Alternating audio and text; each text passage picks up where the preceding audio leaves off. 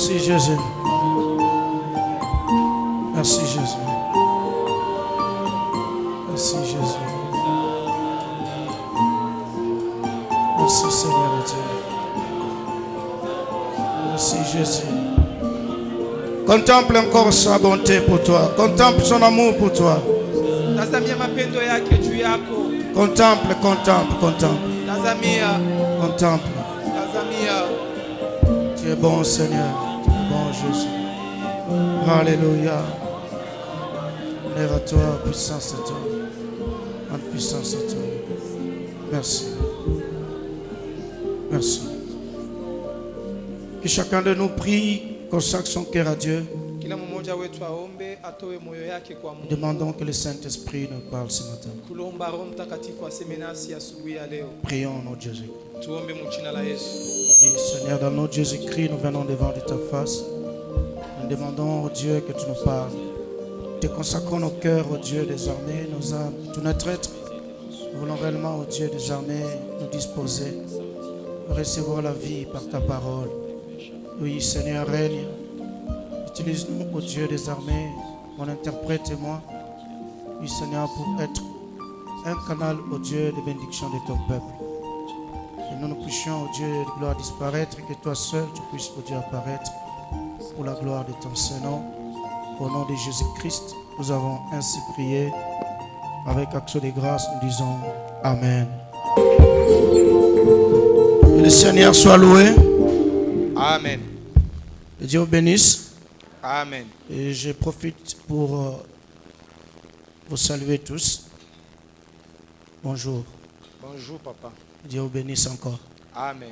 Et bonne année pour ceux qui sont venus aujourd'hui.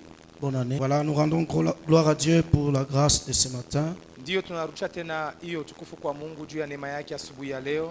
Nous sommes là debout, nous sommes en vie, c'est par son amour. Tuko pale bwima, tuko pale uzima wake ni kwa ajili ya yeye. Nous ne sommes pas meilleurs que ceux qui sont morts. Hatuna wenye kubijua zaidi kwa wale wamekwisha kufwa. Et je sais que parmi vous, il y a des gens qui peuvent parler mieux, peut-être puissamment, plus que la grâce que nous avons ce matin. Najua katikati yenu kuna watu wanaweza sema mzuri, saa zingine na nguvu yote ya uwezo yote kuliko neema ambayo sisi tunakuwa nayo asubuhi ya leo. Nous bénissons Dieu pour son choix porté sur nos séjours. Lakini tunabariki Mungu juu ya kuchakula kwake kwetu sisi siku ya leo. Parce que j'ai toujours cru que mes enfants feront plus que moi. Amen. Baba naamini ya kwamba watoto yake watafanya zaidi kuliko yeye. Et je crois que dans les jours qui viennent, il y aura beaucoup de prédicateurs, Amen. de femmes qui vont annoncer la bonne nouvelle Anaamini ya kwamba puissamment, masiku itakapokuja kutakuwa wahubiri au wa milieu de nous, wanawake que ce soit par nos watahubiri enfants. ipitie kwa watoto C'est yake. pourquoi nous disons merci à Dieu pour la Ni kwa grâce de maana ce matin. anasema kwa Mungu asante juu ya neema. Sincèrement reconnaissant pour les services, la Ana modération, la utangulizi chorale. juu ya kwaya, Je suis uongozaji wa maombi. reconnaissant pour vos prières. Yeye anakuwa na utambulizi juu ya maombi yenu. Les gens qui prient pour nous, les gens qui nous soutiennent. Watu wanamwombea, watu encourage. wanamsaidia, watu wanamtia Dieu vous nguvu. bénisse pour tout cela. Mungu amebariki kwa yote ile. Merci pour le soutien de maman, Asante juu ya msaada ya mama, de tous les serviteurs, de toutes les servantes parmi nous. watumishi wote na kijakazi yetu katikati yetu. Que Dieu vous bénisse encore. Mungu awabariki tena. Alors, notre thème de l'année, doublement béni comme Joseph. Kishina kya hiyo mwaka kubarikiwa mara mbili kama Yosefu. Et depuis le dimanche passé, nous parlons du premier point sur bâtir plutôt un bon fondement pour la bénédiction. Natokea siku ya enga ilipita tulikuwa nasema juu ya kishina kujenga hiyo msingi mzuri. Et nous avions invité l'Église à toujours bénir, Na tulialika kanisa kwa kubariki paka. c'est-à-dire à confesser la bénédiction en faveur des uns, en faveur des autres. Ni kusema kukiri baraka kwa wamoja na wengine. Apprenons à dire du bien. Merci d'éteindre le téléphone, de mettre sous mode avion ou silencieux, c'est mieux. Zima mafoni kwa kuiweka hiyo mode avion. C'est aussi une façon d'honorer Dieu Ni namna lorsque nous sommes dans sa présence. nayo ya kuheshimia Mungu kwani tunakuwa mwapo wake. Amen. Amen. Gloire à l'Éternel. Amen. Donc je disais, habituons-nous à confesser, à bénir nos frères, à parler des biens, à louer les gens dans les réalisations, pour les encourager. C'est très important kuwatapa watu mubizuri wanafanya, juu ya si nous kuwatia voulons nguvu, vivre et expérimenter les bénédictions de Dieu. kama tunataka kuishi na kutumikia mabaraka za Mungu. Amen, amen. Amen. Alors, parmi les fondements ou soit les bases pour la bénédiction, Katikati ya msingi juu ya baraka, les premiers points que nous avons vus, c'était l'œuvre de Dieu. nukta za kwanza tulipoona ilikuwa ni kazi la Mungu. En Genèse chapitre 49, le verset 25. Mwanzo 49 shahidi Où lake Jacob est en train de bénir son fils Joseph Yakobo anakuwa anabariki mwana yake en lui Yosefu. disant, c'est l'œuvre du Dieu de ton père qui t'aidera. Ni kazi ya Mungu wa baba yako itakusaidia. C'est l'œuvre du Tout-Puissant Ni kazi ya mwenye uwezo qui te bénira. itakubariki. Amen. Amen. Et nous avions vu Jésus-Christ poser ses fondements Na tulipoona Yesu Kristo kuweka hiyo msingi, très tôt dans sa vie.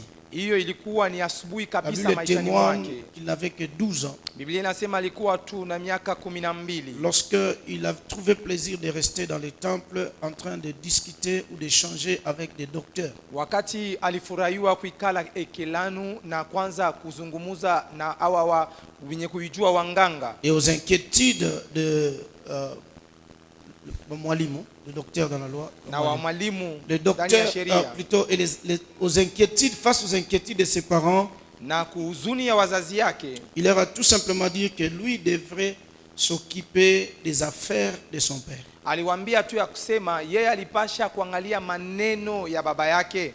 Et nous avons vu qu'à cause de cela, Na tulipoona Jésus kwa croissait. sababu ya ile Yesu alikomala, Jésus s'épanouissait Yesu alikuwa dans tous les anaendelea domaines de sa vie. mu hali zote ya maisha Et lake, il avait la bénédiction de Dieu na alikuwa na baraka ya et il avait Mungu, aussi la bénédiction des hommes. na alikuwa na baraka ya watu, Doublement béni. mwenye kubarikiwa mara mbili. Amen, amen. Amen. N'attends pas le soir de ta vie pour servir Dieu. Usichunge hiyo magharibi ya maisha lako juu ya kutumikia Tous les Mungu. jours, sers l'Éternel. Kila siku tumikia Bwana. C'est un miracle de vivre. Ni mujiza ya kuishi Et c'est une opportunité pour servir na l'Éternel. ni bahati juu ya kumtumikia Bwana. Pourquoi je bénis l'Éternel pour, par exemple, les choristes qui ont compris, qui sont revenus pour servir Dieu. J'étais peut-être découragé, Ni kwa tout maana ça, baba mais naelewa après les messages, Dieu a touché le cœur et plusieurs sont revenus wenye pour kwa servir l'Éternel. wanaelewa. Est-ce que nous pouvons walipofikiwa acclamer Dieu kisha pour ujumbe wa mingi wanakuwa kumtumikia Bwana.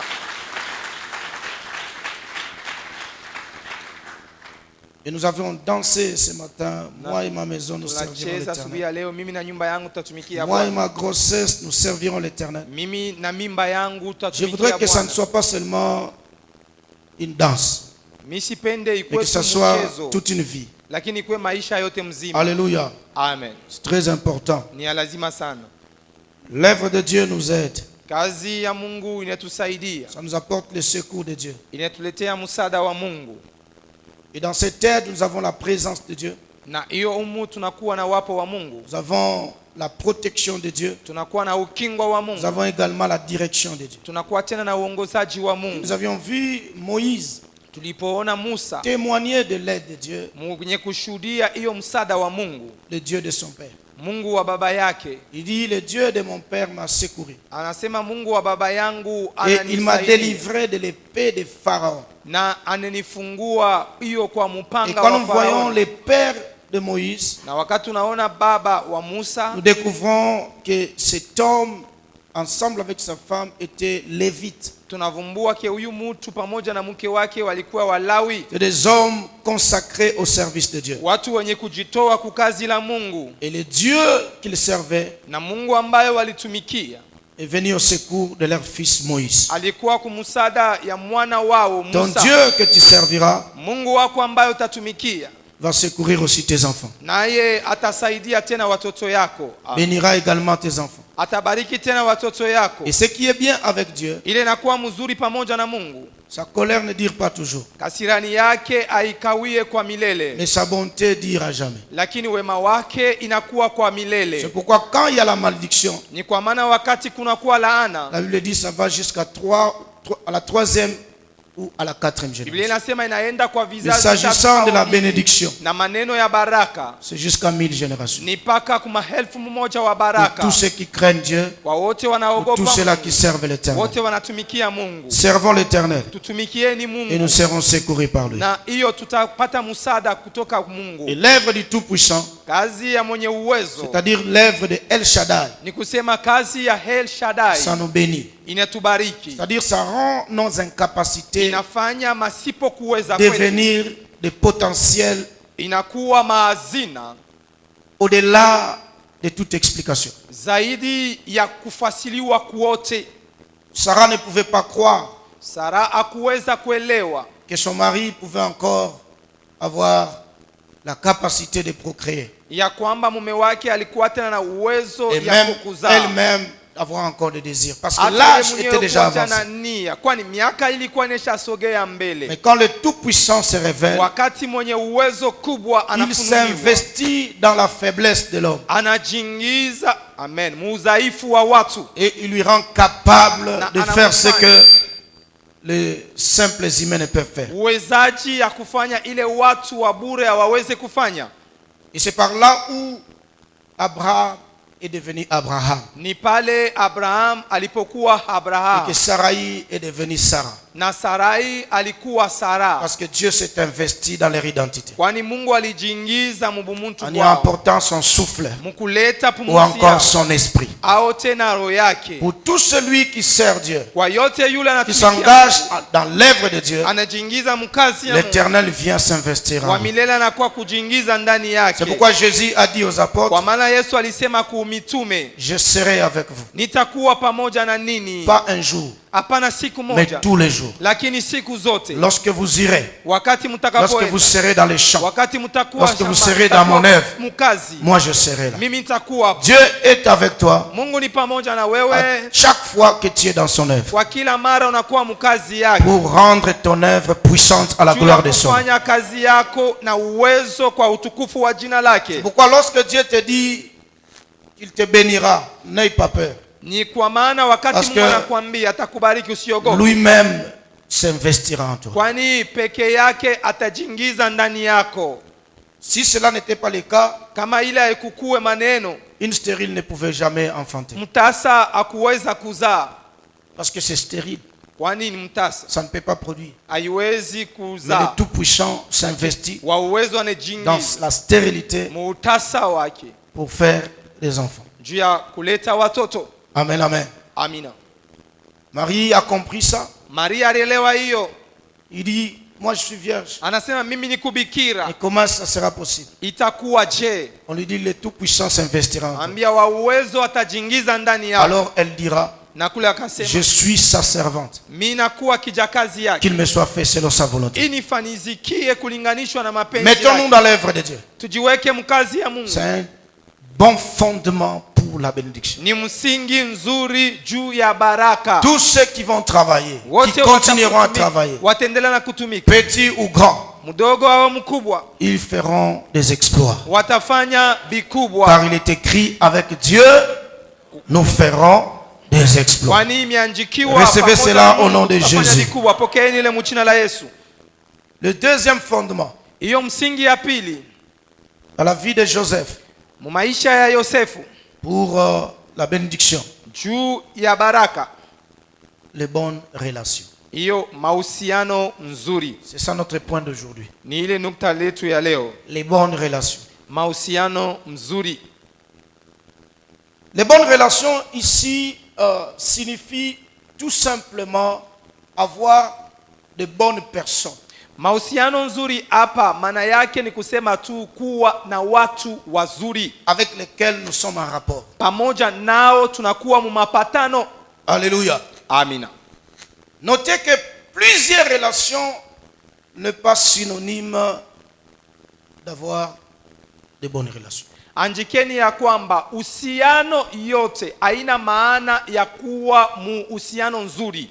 Tu peux avoir plusieurs contacts, plusieurs relations, Unaweza kujuana na wa mingi, c'est bien, ni mzuri, mais ce n'est pas ça, Lakini- avoir de bonnes relations. haina hiyo kuwa na mahusiano Les nzuri. bonnes relations sont des bonnes personnes. Mahusiano nzuri ni watu wazuri ama watu mema. avec lesquels il faut être en rapport pamoja nao inapasha kuwa mumapatano pour fonder une bonne base de bénédiction. juu ya kutunga msingi nzuri za baraka. Il y a des personnes, lorsque tu les rencontres, Kuna watu wakati unakutana nao c'est la bénédiction qui commence. ni baraka inapohanja. Il y a des personnes, lorsque tu les croises, Kuna watu wakati unabumbana même nao si dans l'immédiat tu ne vois rien, hata pale aone plus kitu. tard, Lakini zaidi ya parce que tu masiku t'es croisé avec eux, kwani ulikutana nao tu verras la bénédiction. utaona baraka. Et Joseph, quand j'ai analysé sa vie, Na Yosefu wakati baba alipochungua maisha j'ai yake compris qu'il y avait des raisons anaelewa ya kwamba kulikuwa masababu que ce garçon soit béni. ya kijana yule apate kubarikiwa. Les bonnes relations. Mahusiano nzuri.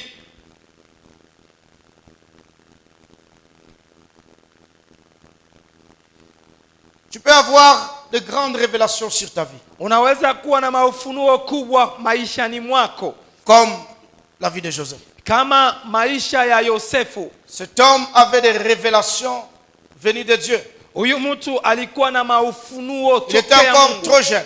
Alikuwa kijana. Dieu le connecte dans une capacité de voir des grandes choses directement qui venaient de Dieu. Anamchomeka muwezaji akona vitu vikubwa pale bilikuwa natokea kwa Mungu. Ce garçon, la Bible témoigne qu'il réussissait dans Oui. tout ce qu'il faisait. Huyu kijana Biblia yashuhudia ya kwamba alikuwa na uweza muyote alikuwa anafanya. Il y avait la faveur de Dieu. Kulikuwa hiyo Il y avait la baraka za bénédiction Mungu. de Dieu Kulikuwa baraka za Mungu. dans ses activités. Hiyo mumatumikio Même wake. lorsqu'on lui confiait ce qui était autrui. Hata wakati Ça walimpatia prospérait. kufanya ile ilikuwa ya benyewe, ilikuwa na stawi.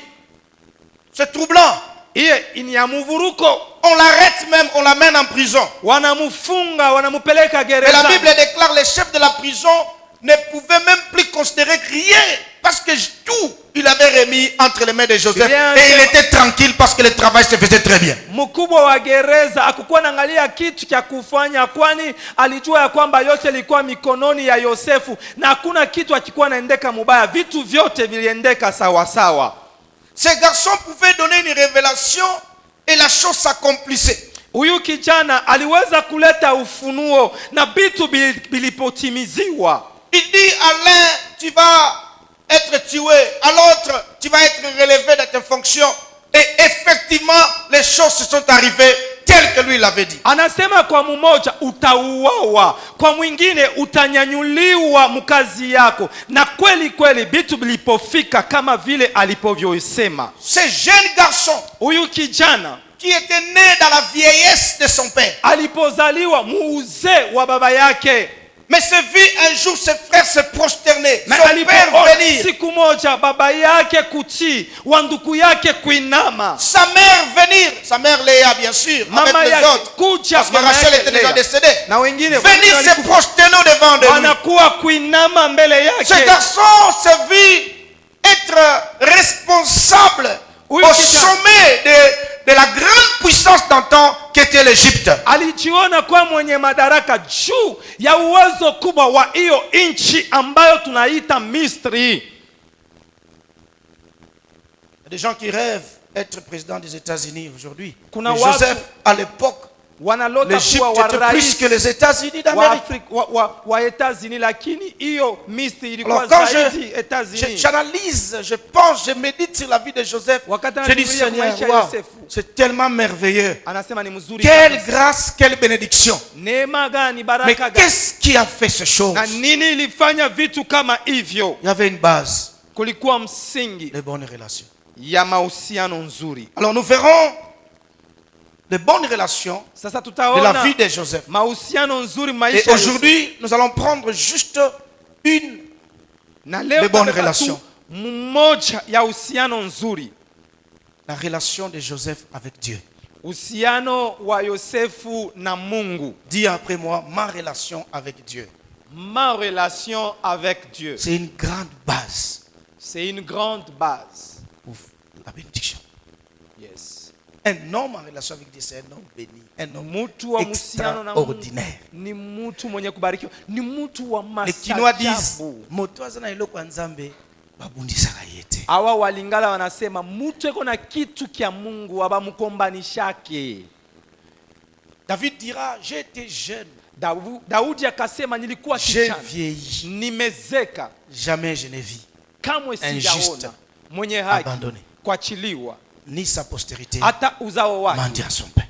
Hiyo kulomba ama kuwa la relation wa chakula mukate, uhusiano na Mungu. La relation avec Dieu. Alors s'agissant de la relation avec Dieu, kuangalia maneno ya uhusiano na Mungu par rapport à Joseph, kulinganishwa na Yosefu, je méditais et par la grâce de Dieu, baba alifikiri j'ai compris que c'est une relation qui a commencé avant la naissance de Joseph. Anaelewa ya kwamba ni uhusiano ilipoanza mbele ya kuzaliwa kwa Yosefu. Qui a commencé cette relation? Nani alipoanza hiyo uhusiano? Qui a favorisé cette relation? Nani alipoacha njia kwa hiyo uhusiano? C'est la mère de Joseph. Ni mama wa Yosefu, Rachel. Rakeli. J'ai béni Dieu.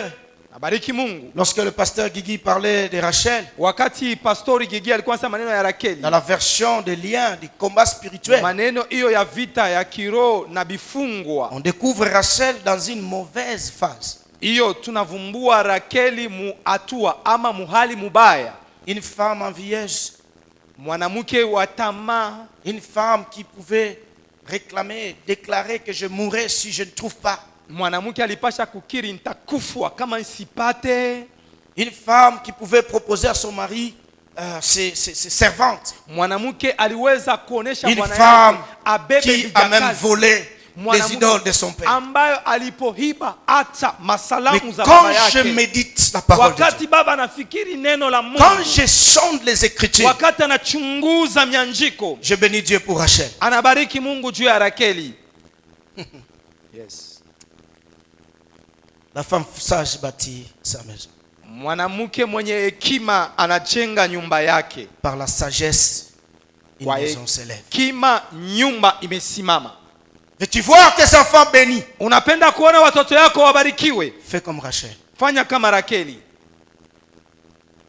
Elle a posé la première pierre.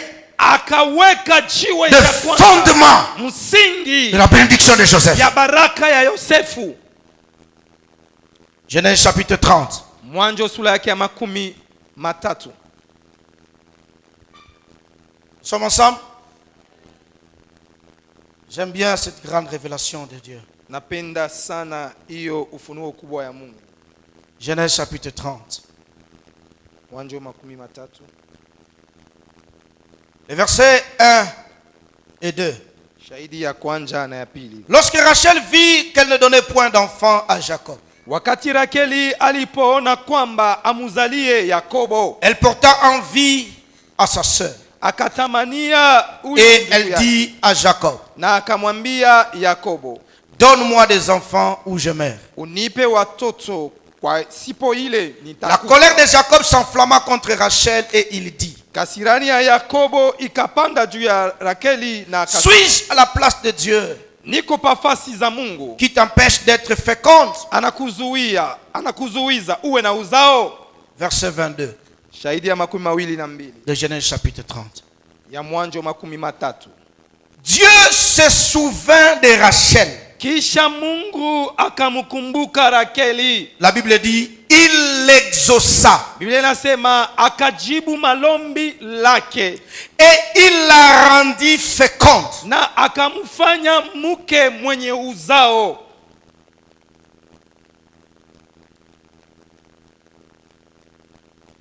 Quelqu'un a compris? La stérile, mutasa, se trompe d'adresse. Yeye anakotola anwani. Parle mal à Jacob son mari. Anasema kuubaya ya Yakobo mume wake.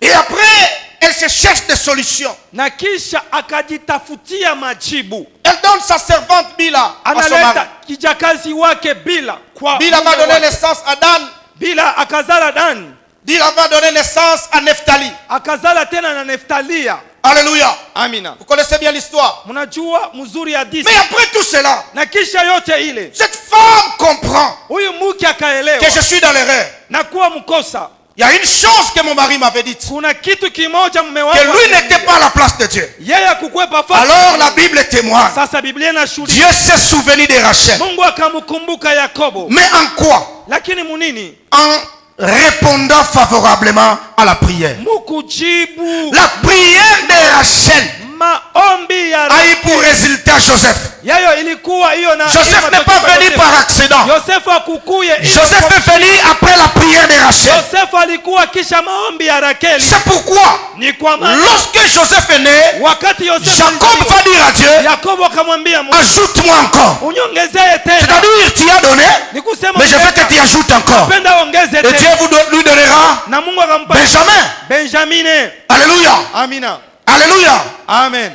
Si Rachel n'avait pas dit Joseph, Kama Rakeli akumwona Benjamin ne viendrait pas. na Benjamine Parce akupata qu'après Benjamin, kisha il n'y Benjamine a plus d'enfants de Rachel. akukua watoto wa Rakeli.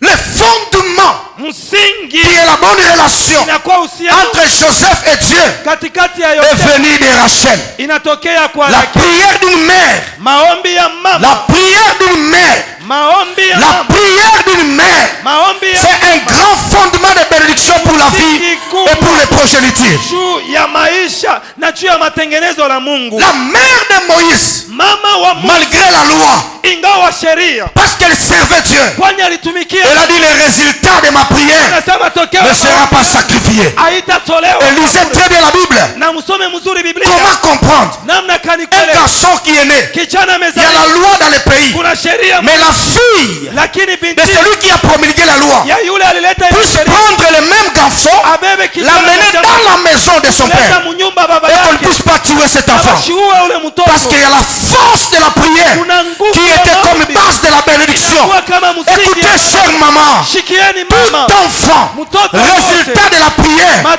est déjà béni. Asha kubarikiwa, Ah, il est déjà béni. asha Il y a kubarikiwa. beaucoup dans la Bible, Kuna wamingi des enfants comme des Samuel. watoto kama Tu ne peux pas maudire Samuel. hawezi Les Philistins ne pouvaient pas Wafilistini vaincre Samuel parce que sa maman Anne mama yake avait établi la relation entre... Oh, gloire à Dieu. alikuwa Gloire à Dieu. Il y avait une relation entre Samuel et Dieu katikati ya Samueli établie par la prière de Anne. yenye kuwekewa na maombi wa Hana.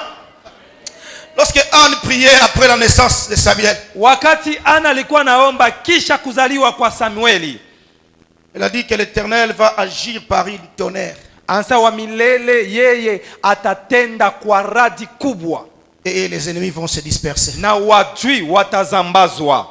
Cela est arrivé Ile ilipofika pendant que Samuel priait pour Israël. wakati Samueli alikuwa naomba juu ya Au Israeli, moment de l'offrande, wakati hiyo ya kuleta sadaka, les Philistins se sont levés Wafilistini pour wanasimama venir surprendre Israël. juu ya kwa kushitusha La Israeli. Bible déclare, Biblia inasema radi napika ai toneri inariria bazambarisha badui bote. ba enemy bote Radi ne pouvait pas kupika ile toneri ça ne pouvait kama pas mama éclater. Anna sikuombea Si mtoto la wake. mama Ana pas Je dis à une maman qui comprend ces choses, mama anaelewa hivi. je dis à l'église en tant qu'une femme, une épouse de Christ, Kanisa kama bibi ta wa prière à toi église, maombi c'est yako une grande base de bénédiction pour les générations ni futures. baraka kubwa juu ya mabizazi vitakapokuja.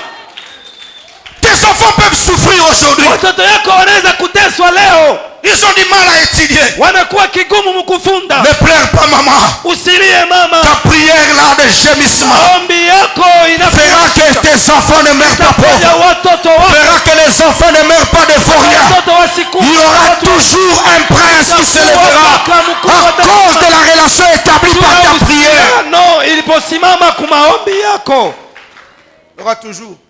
itakuwa kopaka. Des fois quand je regarde Christa danser, Mara mingi wakati servir Dieu, anamwona Krista kucheza kutumikia Mungu, la particularité de Christa, upekee wake, je ne sais pas si c'est un blanc mishijue kama ni mzungu de l'intérieur ou c'est comment. ndani ndani, Pratiquement c'est un ange. ni malaika. Il n'aime jamais les retards. Ashipendake kuwa nyuma. Il peut abandonner la nourriture mais qu'il soit à la maison de Dieu. Anaweza kuacha chakula lakini akwe kunyumba ya Mungu. Je l'ai observé pendant qu'il préparait ses examens d'État. Baba alimwangalia wakati Être là alikuwa même à anatengenesha 18h. eko na kuwa hata saa ya 18h. Son préfet des études, c'est Mzee Peter. Mkubwa yake wa masomo ni On mzee les gardait à Peter. l'école jusqu'à 18h, c'est pas moi, Mais quand il quitte, il est ici. wakati anatoka kule eko hapa. S'il ne termine pas par ici, tous les matins va dans l'école, il est d'abord à l'intercession. Kama ashishi hapa asubuhi mapema mbele ya kwenda eko kwanza hapa. Pendant ce temps-là, il y a d'autres finalistes. Tu ne peux même pas les voir. Non, parce que tu as la maquille, tu as tanga. Kuile wakati vraiment ils ont chauffé bloc. wengine haute waona. Lui, il était toujours là. Mambo ya misa tufunde mbele. Et je me dis, Hatutakuwa Seigneur, mbele. Anasema Mungu, la gloire soit rendue à toi. utukufu kurudirie wewe. Parce que cet enfant Huyu mtoto est venu de la prière. anatokea kwa maombi. Il est né pratiquement 11 ou 12 mois après notre mariage. Alizaliwa kwa miaka 11 au 12 kisha ndoa yao. Lorsqu'on s'est marié avec mon épouse, Wakati walipoolewa on était très sûr, walihakikishiwa scientifiquement parlant, tout était réuni trop sûr muvyote balikuwa na hakikisho pour que, en tout cas 9 mois après, que nous puissions avoir notre enfant. juu ya miezi kenda kisha Nos wapate parents mtoto. même ont confirmé ça. Hata wazazi yao wa ndoa nao Après walihakikisha. l'entretien avec Kisha leur fille. mazungumuzo pamoja nao, Mais on a été combattu durement. Je vous dis la vérité. lakini walikombanishiwa. Même ces ministères, Hata hiyo huduma au début, on nous appelait groupe de soutien parce qu'on se soutenait. kumwanjo walikuwa naita hiyo msaada, kwani walikuwa nasaidiana. Parce qu'il y avait une révélation que dans la maison du frère Seldi, il y a un grand combat qui s'est levé. On a besoin de prières. Kwani kulikuwa ufunuo ya kwamba Ile nyumba combat ya qu'on Pastor avait. Seldi kulikuwa Bukombi J'aimerais vous bushoshimama. le dire aujourd'hui. Bukombi bulikuwa mule, baba atemiambia leo. Je me suis retrouvé, j'étais impuissant. Toutes mes excuses. Anejikuta akwe na nguvu Je me za marie mwanaume. aujourd'hui. Anaolewa J'entre dans les leo, mariages. anaingia mundoa. Comme on n'était pas dans la turbulence, Vile abakukwe ndani ya hiyo On découvre vya dans les kujua mariages. kujua. Banavumbua le mundoa. mari est impuissant. Elle est là. Hiyo bwana ana na nguvu za Je partais bwanaume. au travail, je pleurais. Anaenda kukazi yako nalia. Au lieu d'aller là avec la joie, Mbele ya kwenda na furaha, mais j'ai essayé, je n'ai pas pu. anapima Et je asiwezi. pleurais, Na analia. et je partais. Na alikuwa anaenda. Et on a commencé à prier. Na walianza kuomba. Dieu nous a envoyé des gens. Mungu anawatumia watu.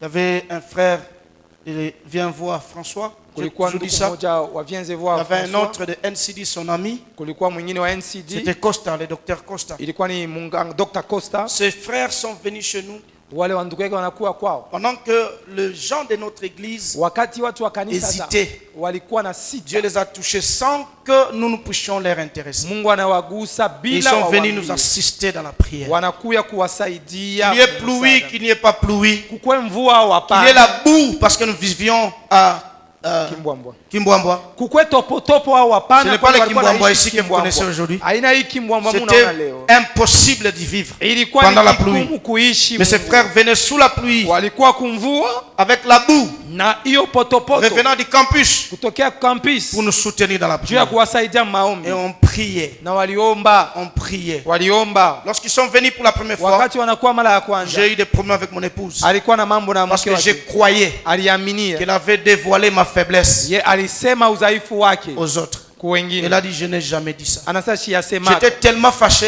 Alishirika que nguvu. pour la première fois, Na mara ya kwanza je lui ai demandé anamlomba d'aller dormir au salon. enda kalale hiyo J'étais mchumba cha tellement wageni. fâché, je vous dis. Alishirika Je me kabisa. voyais comme dévoilé. Aliona Mais kama aujourd'hui, je wanamfungwa. donne un témoignage de Na leo ça. analeta ushuta pa ile. Elle a dit, je n'ai pas fait ça. Anasema mimi sikufanya La vile. même nuit, Usiku moja Dieu s'est moja révélé à moi. Mungu anamfununia. J'étais endormi. Alikuwa mwenye Dieu m'ouvre kulala. les yeux. Mungu anamfungua Il me macho. montre sa fille Anamuonesha mtoto yake. en train de trembler Eko natetemeka. parce qu'elle n'avait pas de protection. Kwani akukwe na ukingo. Faites très attention, papa, maman, quand il y a des disputes, il n'y a plus de protection. Kebeni ange baba mama wakati Elle était au salon. kuna ukingo. Moi, Alikuwa j'étais dans la chambre. cha Dieu wageni. m'a montré, elle était sans protection. Mungu anamuonesha En alikuwa train de bila trembler. ukingwa. Et Dieu me dit, Anatetemeka. Na Mungu ne anamwambia, refais plus jamais ça. usiifanye kamwe ile. Ma fille n'a pas tort. Mtoto yangu C'est ana moi qui ai makosa. envoyé ces gens. Ni mimi nilituma wale watu. Depuis ce jour-là, Tokea ile siku on a prié pour ces garçons. wanaombea juu ya huyo mtoto. Seigneur, Bwana, Seigneur, Bwana, Seigneur, Bwana, Seigneur. Bwana.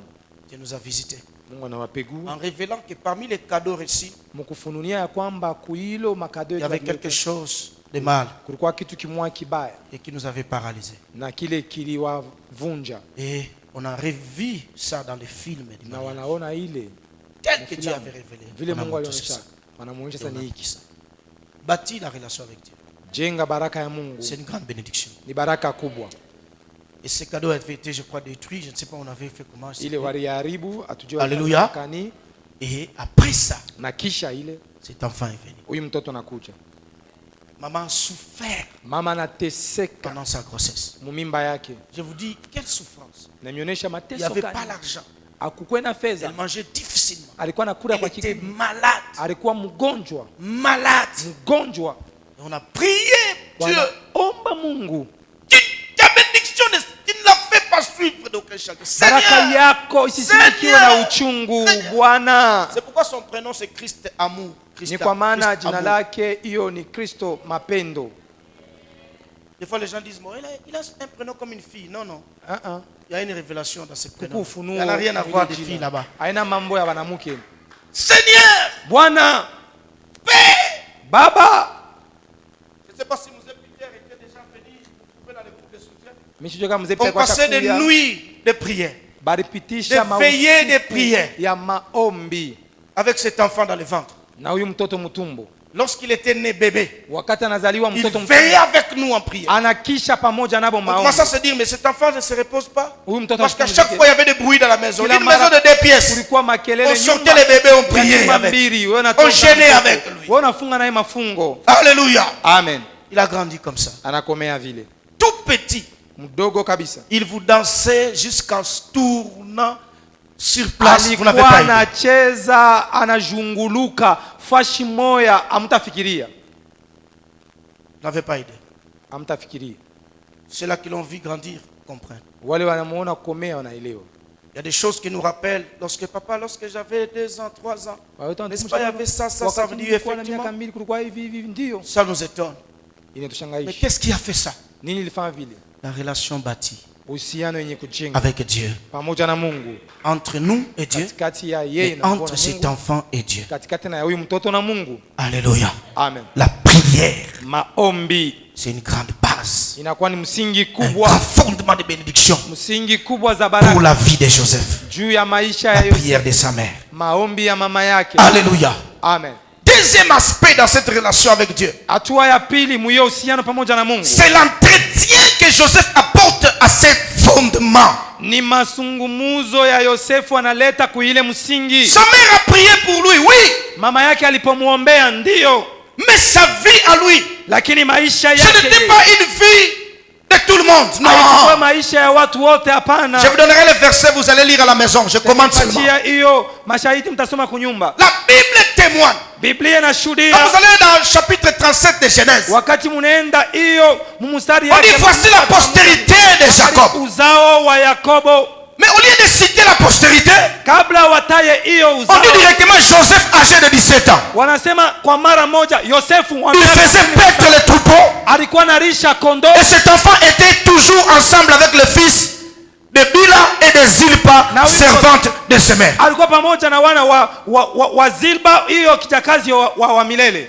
Et qu'est-ce que la Bible dit dans la Nini suite? Biblia inasema ifuatayo? Joseph rapportait à leur père Yosefu alikuwa anaonesha kuleta kwa les wazazi mauvais yake propos de ses frères. matengenezo mabaya ya wanduku yake. Joseph a entretenu ses fondements. Yosefu yeye alipozungumza Premièrement, mzuri msingi yake Premièrement, ya kwanja par la sanctification dans sa vie. kwa utakaso mu maisha yake. Ses frères avaient des mauvais propos. Wanduku yake walikuwa na misemo Lui ne mibaya pouvait pas supporter ça. ya kuweza kuvumilia Il ne hayo, pouvait pas entrer avec eux dans la relation. kuweza kuingia pamoja nao bila Pourquoi? uhusiano. Kwa Parce qu'il nini? se disait, Kwani si je fais comme eux, kana fanya kama je détruis les fondements minaribu de relation avec Dieu mhusiano pamoja posés par ma mère. yenye kuweka. Alléluia.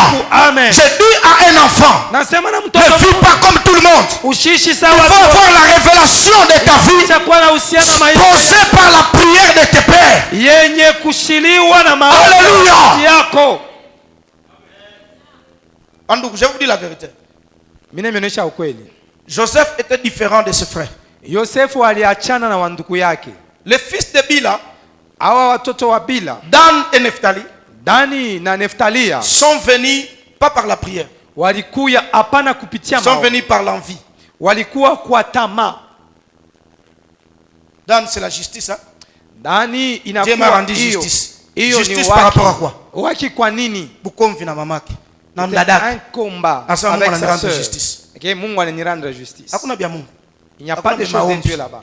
Dieu fait grâce, il récupère tout le monde, il établit les 12 comme patriarches. Mais ces enfants ne pouvaient pas grandir comme Joseph parce qu'il n'y avait aucun fondement de relation établi entre eux et Dieu. Il n'y avait pas.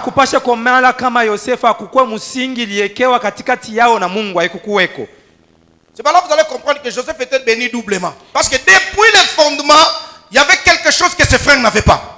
La relation établie avec Dieu. Yosefu alibarikiwa mara mbili. Tokea mwanzo kulikuwa kitu kimoja kile wandugu yao kuwe nayo. Uhusiano yenye kupangiwa pamoja na Mungu. Lui il refusait les mauvais propos. Yeye alikatala hiyo misemo. Et il aimait les mauvais propos. Wao walipenda misemo mibaya. Ce n'est que normal. Ilikuwa tu nya usawa. Ça c'était les enfants. Ilikuwa ni watoto de la servante de sa mère. Hiyo ya kijakazi ya mama yao. Quand vous prenez les enfants de la servante de sa tante, mukibebe hiyo mtoto wa kijakazi ya sangaji yao, on vous parle de Gad. Wanasema maneno ya Gad et on vous parle de Aser. Na wanasema maneno ya Aser, de mauvais propos. Misemo mibaya. Parce que eux aussi sont nés nao walipozaliwa de la rivalité. Hiyo ilikuwa ni kwa comme ma sœur a donné sa servante, moi aussi Léa je donne ma servante. Donnez aussi des enfants. Il y a Gad, il y a Aser. Dans leur sémence, dans leur base, ces enfants-là, il y avait de mauvaises choses. Tout ce qu'ils pouvaient donner, c'était de mauvaises choses. Et regardez un peu les enfants de Léa. Quelle était leur sémence? La ruse de leur grand-père. Et ils sont nés comme ça. Et pris par moquerie de leur maman. Il y a eu tout. Ah, tabakia cette fois-ci, en tout cas, il va rester chez moi. Il y a l'autre qui est né. Petite sœur anasema nipatie na mimi mandragore nikule. Ndio anasema unipatie ndunda ili manger. Itakuwa ya bure hapana. Sasa non, ça sera. Kama unapenda akuya kwangu. Si tu veux qu'il vienne chez moi. Beba kabashi. Non, prends alors. Anaenda kule na yeye. Il va là-bas aussi. Anazala. Anabeba et sema oh ananibakiria wangu. Oh, il est resté chez moi. Et il y a eu l'enfant. Na quand tu prends tous ces enfants là de Léa. Na ukabeba watoto wote wale wale. La Bible dit ce sont des enfants qui avaient la haine. Biblia inasema ni watoto walikuwa na chuki. Qui base avec Dieu. Akukueta msingi mmoja pamoja na Mungu. Toi tu es Joseph. Amen. Parce que si ton parent biologique n'a pas fait cette base, moi en tant que ton père spirituel, je prie pour toi. Tu es en relation avec Dieu. Tu as une bonne base d'être béni doublement au nom de Jésus. Kama baba Alléluia. Zala akufanya vile yeye kama baba wa kiro anakombea misingi ya sasa izaliwe maisha yako. La base établie par Rachel. Msingi yenye kutiliwa na Rakeli. Afin que Joseph ne pouvait pas accepter ce qui était mal. Ilifanya Yosefu asichike ile ilikuwa mubaya. Pour entretenir sa relation avec Dieu. Juu ya kutengeneza uhusiano wake pamoja na Mungu. Je pense qu'il avait le témoignage de sa mère. Tanzania alikuwa na ushuhuda que Joseph, tu es né de ma prière. Umezaliwa tokea maombi yangu. N'abandonne pas le Dieu qui m'a exaucé. Mama yake anamwambia ni Mungu alinijibuia. Et pendant que les autres avaient la haine contre lui, wakati wengine walikuwa la base de la relation avec Dieu ile msingi ya l'a amené à aimer ceux-là qui ne l'aimaient pas. Inamupeleka ya Joseph était en relation avec le Père. Yosefu il était avec Dieu. Alikuwa pamoja le Dieu d'amour. Mungu wa lui a communiqué la capacité d'amour. Là où on l'a haï, lui il a répondu par l'amour. C'est une grande base de bénédiction. L'amour. Il s'est sanctifié. Et il a aimé. Il a continué à entretenir cette relation. La Bible déclare cet enfant obéissait à Jacob. La Bible me dit enfant obéissez à vos parents. C'est le premier commandement suivi d'une promesse. Alléluia. Amina. Le premier commandement suivi d'une promesse. yenye kufuatiliwa na haki. L'obéissance est juste devant l'Éternel. Kutii ni kwa haki mbele yake. L'obéissance de Joseph Kutii kwa Yosefu réjouissait le cœur de Dieu. ilifurahi Parce qu'il est écrit, kwa mianjiko. Dieu prend plaisir à l'obéissance. Mungu anafurahiwa Cet enfant a entretenu sa relation avec Dieu mtoto en alitengeneza obéissant à son père. mkutii kwa baba Il a yake. honoré son père. Aliheshimia Et Dieu lui a donné une vie na longue Mungu et alimpatia une vie maisha bénie. na maisha Hallelujah. yalibarikiwa. Cela n'a pas suffi par ça. Yeye kumalizikie On lui donne une occasion qu'on peut appeler en or. banamupatia bahati tunaweza kuita ya dhahabu. Son maître n'est pas là. Il est seul avec la femme de son maître. Yeye alikuwa Et mmoja on lui dit, ndio mwalimu wake. couche avec moi. Banamwambia tembea na mimi. Joseph Al-Ghatal. Yosefu a refusé.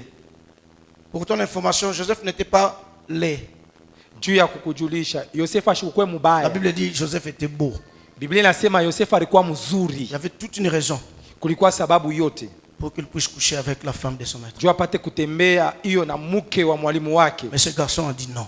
Huyu kijana anasema hapana, Il dit je ne peux pas commettre un si grand péché contre Dieu. siwezi kufanya hiyo zambi kubwa juu ya Mungu. Banduku. Ule Mungu alikonesha. Le Dieu qui t'a Mais parlé. tu te retrouves, on t'a vendu. On On t'a même écoute. jeté, on voulait même te tuer. Et après on t'a même vendu. Wanakutupa. Et tu as une Wanataka occasion. kukua. Ilikuwa ni bahati. Mais en tout cas,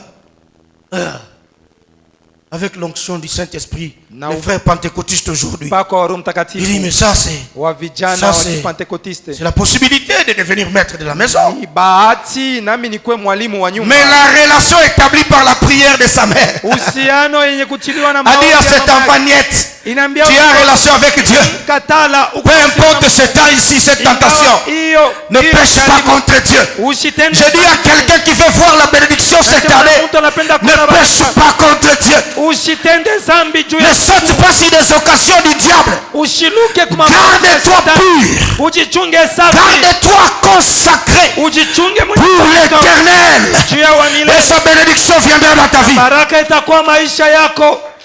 Il avait toutes les faveurs. Kulikuwa mabahati lolote. Mais il a dit non. Anasema hapana. Et ce qui m'étonne, Ile le inamshangaza nom de Joseph kukatala kwa Yosefu l'a mené en prison. inampeleka paka Mais mgereza. il n'a pas changé de décision. Ashikubadilishe hiyo mpango. On n'avait pas encore lutté jusqu'au sang. C'est ce que la Bible dit. Amu ya kombana paka kwa damu. Ni ile Biblia Nous avons inasema. besoin de gens comme les serviteurs d'Abraham. Tunalazimishwa na watu kama watumishi wa Abrahamu. Tu fais un voyage avec la femme d'autrui. Unasafiri na mke wa wenyewe. Ne touche pas. Ushimuguse. C'est la femme d'Isaac. Amène-le à Isaac. Ye ni bibi wa Isaka, peleka ye kwa Isaka. Mais angalia leo bantu bitu benafanya. Anga aujourd'hui c'est que Nous sommes les hommes bénis. font. Nous sommes la tête. Nous sommes le Tunabarikiwa, sang. tunakuwa Mais qu'est-ce kichwa. qu'ils font? Qu'est-ce qu'ils font? Nini wewe unafanya? Avec les femmes d'autrui, qu'est-ce qu'ils font? Na wabibi wa wenyewe wanafanya nini? Un papa est en train de pleurer. Baba mmoja anakuwa analia. Et il dit, j'avais une bonne vie. Anasema nilikuwa na maisha mzuri, Avec une bonne famille, une bonne femme. des jamaa enfants. mzuri, bibi Aujourd'hui, nous sommes mzuri, séparés watoto wazuri. Leo à tunachanisha cause du prophète. juu ya nabii, À cause du prophète. juu tu ya nabii Prennent les femmes d'autrui. na bibi wa wenyewe. Joseph avait une base, la relation avec Dieu. Yosefu alikuwa na msingi na uhusiano Il a dit non au péché. anasema Est-ce que hapana. tu peux dire non au péché? J'ai dit non au péché. Jeunes gens, jeunes gens. Vijana, Impudicité. hiyo usharati, Kimbia mwache, ushifanye. fuyez, ne touchez pas. L'apôtre Paul dit à Timothée, Mtume Paulo anamwambia Timotheo, je souhaite que les jeunes se marient mimi natakia vijana et violewe qu'ils puissent avoir des foyers stables. na wakuwe na majamaa ya ustarehe. C'est pourquoi je bénis Dieu pour la grâce du mariage au milieu de nous. Ni kwa maana baba nabariki Mungu juu ya neema ya ndoa Je katikati voudrais yetu. enrôler les jeunes qui vont se marier cette année. Levez seulement la main. Vous Bale êtes- bataolewa hiyo mwaka, mnyanyue tu mikono. Pourquoi vous doutez? Parce que vous n'avez pas l'argent. Il faut Kwa nini croire, je unakuwa vais na vous shaka? bénir. Njoo mna na Dites makuta. seulement non, je m'engage pour me marier cette Sema année. tu mimi najitoa juu ya kuolewa hiyo Ah, mwaka. recevez cela au nom de Jésus. Mpokeni ile mchina la Yesu. Vous n'avez pas reçu. Recevez cela au nom de Jésus. Amen. Regarde comment ma main circule. Regarde comment ma main Angalia vile circule. mkono ya baba inazunguka. Regarde comment ma main Angalia circule. vile mkono ya baba inazunguka. Regarde. Angalia vile mkono inazunguka. Regarde. Angalia. Inafika na pako. Mariez-vous. Moleweni. Il a refusé. Anakatala. Oh, montre-moi que tu m'aimes. Unionyeshe zoni Tu m'aimes, nipenda. couche avec moi. Mimi nipenda, tembea na mimi hapana. Moi j'ai une relation avec Dieu. Si toi tu n'as pas une relation avec Dieu, vas-y seulement. Doublement béni. Amen. Il a dit non. Anasema pana. On a fait comme en prison. Tu entres en prison. Chef en prison, le chef de prison te laisse toutes choses. Tu vas fuir. Il ne regarde pas ces histoires-là. Il a laissé ça à Joseph. Mais Joseph n'a pas fui.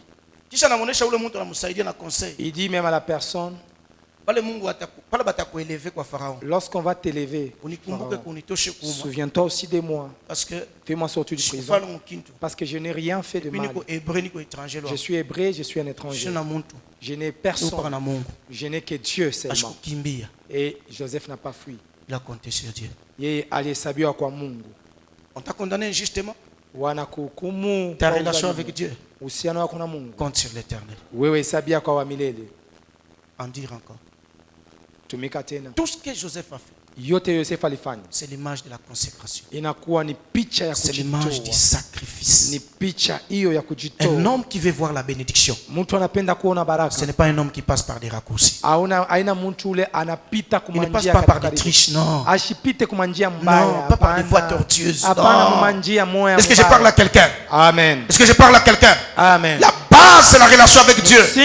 La relation avec Dieu t'amènera par des sacrifices. À cause de ta consécration, il y aura des épreuves. Mais n'abandonne pas. Persévère seulement. Si on te propose de mauvaises voies, n'adhère pas à ça. Ne t'engage pas à ça. Alléluia. Amen. Il y a des voies tracées par l'Éternel. Et lorsque c'est Dieu qui te trace des voies, lui-même il va disposer même tes ennemis en ta faveur. Il a dit non. Il est allé en prison et il était patient dans la prison. Il ne s'est pas fait de solution par lui-même. À cause de sa relation avec Dieu, fondement de sa bénédiction. Il t'amène au nom de Jésus. Amen. Il a entretenu cette relation.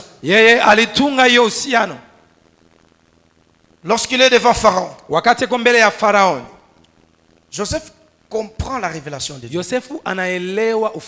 Et il sait que pour que cette affaire réussisse, il faut qu'on choisisse un homme. Entre nous, Joseph ne savait pas que c'était lui. Mais il n'a jamais influencé Pharaon.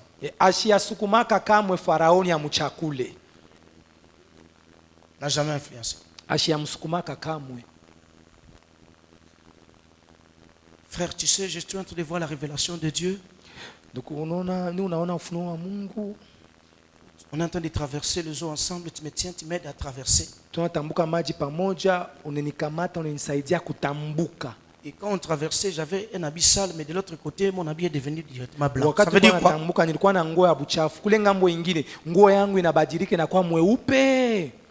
J'ai vraiment la conviction sur toi, mon mari. Tu as la révélation, mais n'influence pas. Si ça vient de Dieu, Dieu lui-même touchera le cœur de Pharaon. Joseph, à cause de sa relation avec Dieu, était sûr qu'il n'y aura personne à sa place.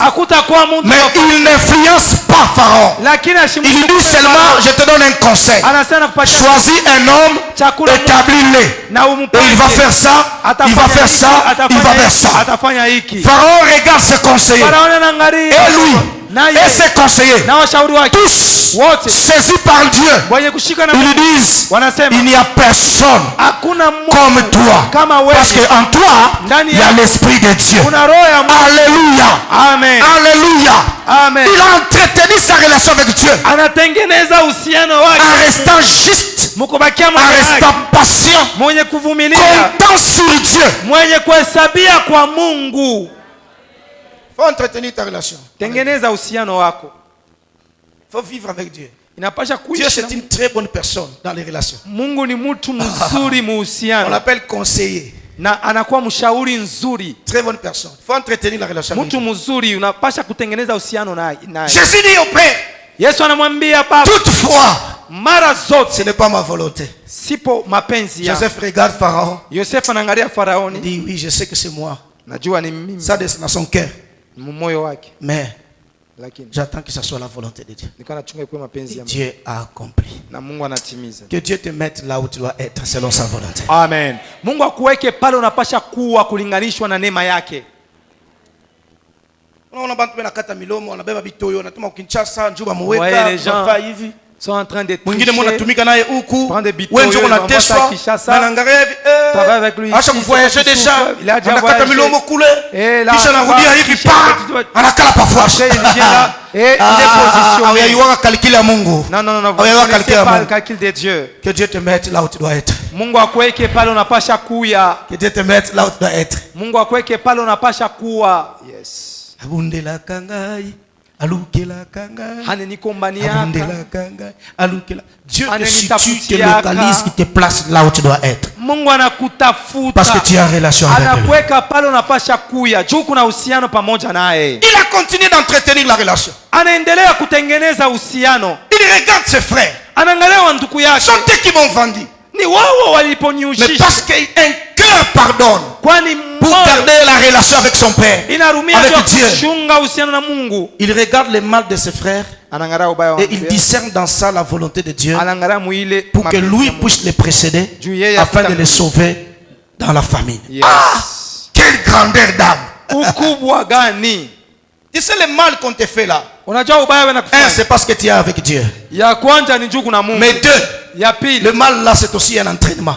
Parce que Dieu te prépare à la grandeur des mains. Si ton cœur n'est pas grand, tu n'auras pas à gérer de grandes choses. Je vous ai dit le 31, l'œuvre de Dieu a besoin de bergers. Et le berger c'est l'appel c'est le cœur. C'est pourquoi quand Dieu appelle Moïse, la première des choses il dit mets ta main sur ton sein. Enlève d'abord la lèpre. Il y a le cœur, il y a la main.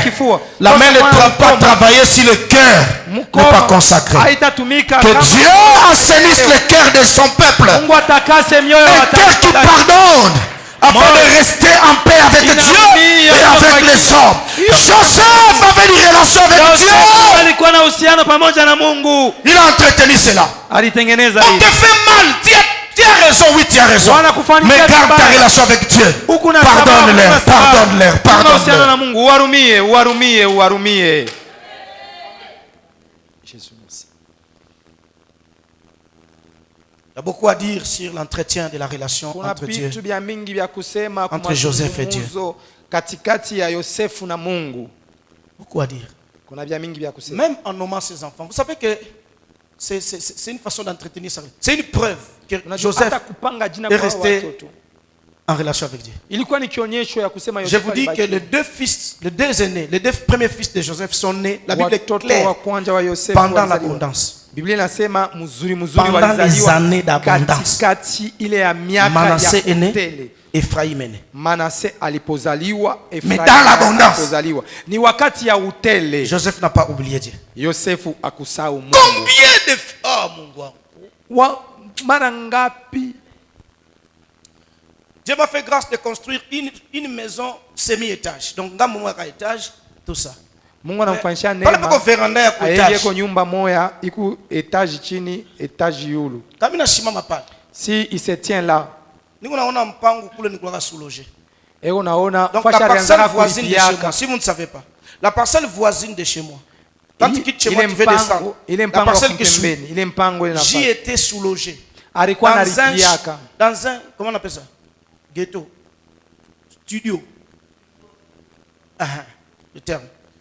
Kama mvula inanyesha, si il y a pluie, maji inatoka mu toilette mu fosse septique. L'eau va quitter ma toilette, kisha naingia ti mu chambre yetu. Et ça entre même dans un jour je dormais. Siku moja alikuwa analala. Niko nalota. Mungu yuko hapa. Il rêvait. Dieu existe. Niko nalota bitu biko na nager. Il rêvait les choses qui étaient en train de nager. Ndio tunaendelea. Et c'était un rêve. Tunashanga. Et après bitu chafu biko na nager. Et ça a nagé, mansang. Il ne faut pas dormir, tu dors et tu dors encore. Je vous dis, c'est un témoignage, je ne vous mens pas. Je dois me réveiller. Il ouvre ses mains.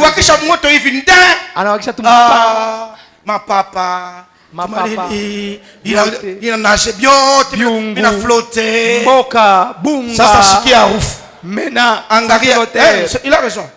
Ah, Moi, je ne mangeais pas beaucoup. Les frères qui m'avaient soulogé, vous pouvez vérifier, c'est le pasteur Stéphane. le Nicodème. Stéphane. Celui qui m'avait soulogé. Comment on a roudi? Parce que moi aussi j'avais soulogé les frères Dani que vous connaissez, et que je cite seulement les maris des frères de Serge, de maman Lina, Serge Wemba, je les avais aussi soulogés. Un soulogeur qui soulage aussi. Comment les frères ont logé en Atourdi, parce qu'il travaillait à Sumbalesa. Quand il revenait, par politesse, moi j'ai laissé la place. La boba 3. Et ils vont dormir à 3. Njo histoire yangu mina za kulala pakiti ya mbao. Mina kwa mikulu pa meza ya mbao. Njo mina pata na kushilisha. Sasa kama anaenda mina lala pa kitanda. Me kitanda gani? Hii kitanda ya maresort. Isha kuzeka. Isha kuchoka. Donc pale kuna lamuka. Lorsqu'ils vont se réveiller. Nangara hivi natoboka hapa. Hapa pana kwa sambo. Mais c'est là dans cette chambre-là où je voyais les histoires flotter parce que vous la neige, si vous voulez vérifier, allez voir le pasteur Georges de Nicodème. Il était mon voisin. Maintenant, pourquoi je vous dis ça? Parce que maintenant que Joseph est dans l'abondance, il nomme ses enfants. Il leur donne premièrement des noms hébreux. Manassé. Dieu m'a rendu. Dieu m'a fait oublier la souffrance de la maison de mon père. Donc vous petit test depuis mon nyumba babaki. Misho kama ile ene banduka kani makofu banza kupika kama nini misho. Kama anza mwimba bukari parce que kwa mingi ni yenu mtoto kwa bafia. Anakumbuka Mungu ananisabwisha mateso. Il a oublié les souffrances. Et il témoigne ce Dieu. C'est ça l'attachement, c'est ça la fidélité. Dans l'abondance, j'aime Dieu. Dans la disette, j'aime Dieu. Deuxièmement, il donne à son second-né le nom d'Ephraïm. Dieu m'a rendu fécond dans les pays de mon affliction, là où je suis étranger, là où j'ai gémi. J'ai regardé les uns avec leurs frères, moi mes frères n'étaient pas là. J'ai regardé les voisins avec leur papa, moi je n'étais pas là. On pouvait les défendre, moi personne pour me défendre. Mais dans ce pays-là, Dieu m'a rendu fécond. Il n'a pas oublié Dieu. Il a entretenu sa relation avec Dieu dans l'abondance. N'oublie pas Dieu. Même si Dieu te bénit comment? On prie avec vous parce qu'on est au Congo.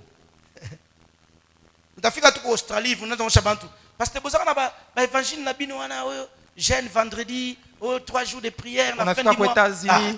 Pasteur, mon parent n'a pas coupé quoi nous va coucher mampepo. Acha ile bintu bile, acha ile bintu. Regarde celui qui est à ton côté, dis lui prie bien pour que tu sois réellement fidèle comme Joseph, parce que l'abondance vient. L'abondance vient pour que tu sois réellement fidèle. L'abondance va venir. Parce que l'abondance va-t-il rester fidèle à Dieu? Va-t-il rester fidèle à Dieu? Merci. Bon, ni ici à kumwishwa. Baba kana kufa. Son père est mort. Bandukwa ke banashikia boka. Et ses frères ont eu peur. Banamutumia mtu. Ils ont envoyé quelqu'un chez lui. Et ton père avant de mourir, il avait dit, oh c'est sûr c'est là. Joseph a eu mal. Après, ils ont pris courage pour dire, oh non, Joseph, papa avait dit, Joseph, non. Non. Et la Bible me dit quoi? Joseph a si parlé à leur cœur. Soit quelqu'un qui rassure, soit quelqu'un qui encourage, soit quelqu'un qui est fidèle à ta parole. Si tu as pardonné, tu as pardonné. Oublie, fais du bien, même à ceux qui t'ont fait du mal. Joseph leur a rassuré. Et ce qui m'a étonné, Ancien Peter, la relation de Moïse, de Joseph avec Dieu. Joseph a refusé, même après sa mort, que ses os restent en Égypte. Dites-moi pourquoi. Dans la vieillesse, muuze. Ce garçon avait toujours la révélation. Ukijana alikuwa paka na ufunuo. Il dit à ses frères, Anasema na wandugu je yake, sais que Dieu vous visitera. najua Mungu atamipegua. Dieu vous visitera. Mungu atamipegua. Dieu vous visitera. Amen. Moi, votre Père, je vous l'ai dit. Yes. Dieu vous visitera. Amen. Il vous ramènera à Cana. Il accomplira les promesses des pères. Amen. Mais quand Dieu va vous visiter, Wakati Mungu atamipegua, honorez même mes os. Est-ce que quelqu'un comprend? Quand Dieu te bénit là, n'oublie pas ton pasteur. Honore même mes os. Même quand je n'ai plus de valeur. Et Dieu te bénisse au nom de Jésus. Dieu te bénisse. Dieu te bénisse. Je voudrais qu'on prie. Premièrement, s'il y a quelqu'un qui veut bâtir une relation avec Dieu, tu es ici. Ya kwanza kama mtu anapenda kujenga uhusiano na Mungu yuko hapa. Lève la main. Nyanyua mkono yako.